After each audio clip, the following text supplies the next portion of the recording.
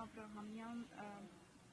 քառօրյա պատերազմի ժամանակ, որն էր հաջողության գրավականը, որ հենց ադրբեջանական կողմի խնդրանքով այդ պատերազմը դադարեցվեց։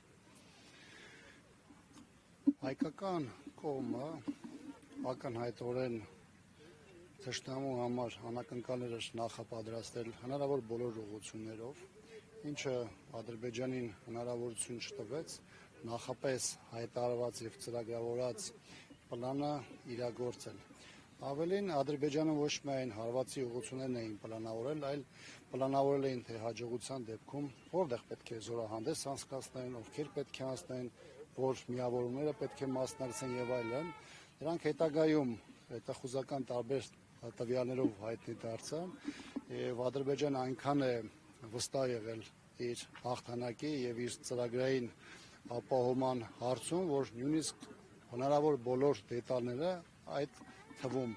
Աղդամի տարածքում զորահանդեսի իրականացումը, այսպես կոչված հաղթական, ունեցել է որպես պլանավորված սցենար։ Պաշտպանության բանակը, նրանց միացած կամավորները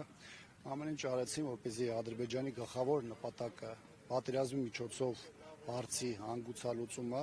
տապալել։ Այսօր հանրապետականը նաև եկել է եռաբլուր արգանքի տուրքը մատուցելու մեր բոլորային հայրենիներին, որոնք այդ պատերազմի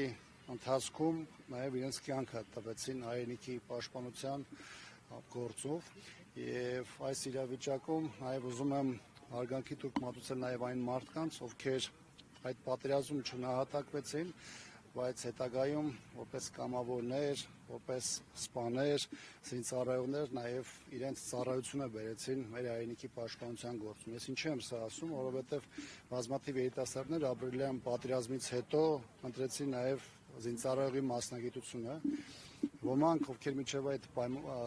պայմանագրային ծառայողներ չէին, ժամկետային ծառայողներ էին, պայմանագիր կնքեցին, մնացին զինված ուժերում եւ նրանցից ոմանք էլ ցավոք նաև 44-օրյա պատերազմում նաև նահատակվեցին։ Ես ուզում եմ նաև շատ հստակ ասել, թե որն էր Ադրբեջանի ծրագիրը։ Ադրբեջանը նպատակ ուներ ճակատի երկու ուղղություններով մեծ հարված հասնելու, որպեսզի հնարավորություն ունենար կենտրոնական ուղղությամբ վերջնական ճեղքում իրականացնել, բայց հակառակորդի մտահաղացումը ապրիլյան պատերազմական գործողությունների ժամանակ լիակատար ձախողվեցին։ Ոչ միայն ընդհանուր նրանց մոտեցումն էր մեր կողմից դարձել կանխատեսելի, այլ թևերում հայկական զինուժը հնարավորություն չթողեց Ադրբեջանին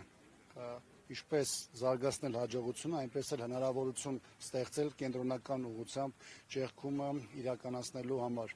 Սրա ռազմաքաղաքական ասպեկտի հետ կապված եմ ուզում մի քանի դիտարկում իրականացնել։ Նախ ուզում եմ հիշեցնել, որ սրանից հետո մայիսին տեղի ունեցավ Հայաստանի եւ Ադրբեջանի միջև դրանից պատերազմից հետո առաջին հանդիպումը, Վիեննայի պայմանավորվածությունները, որոնք Սանկտ Պետերբուրգում վերահաստատվեցին դրանից 1-2 ամիս հետո, եւ սա այն ժամանակահատվածն էր, երբ որ այդ պատերազմից 4-5 ամիս անց Ադրբեջանի նախագահը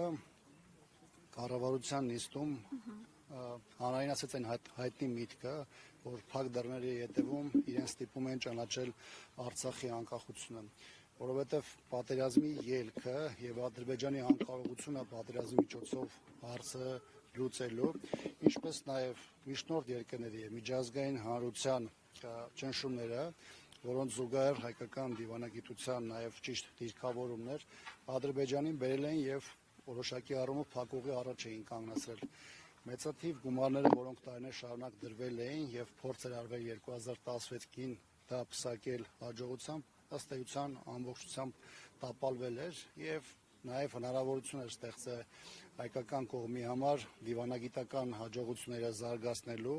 եւ նաեւ միջազգային ընկալում դարձնելու առայն, որ Արցախի անկախությունը այլընտրանք չունի։ Ես ուզում եմ եւս մեկ անգամ իմ արգանքի տուրքը մատուցել բոլոր այն մեր հայրենակիցներին,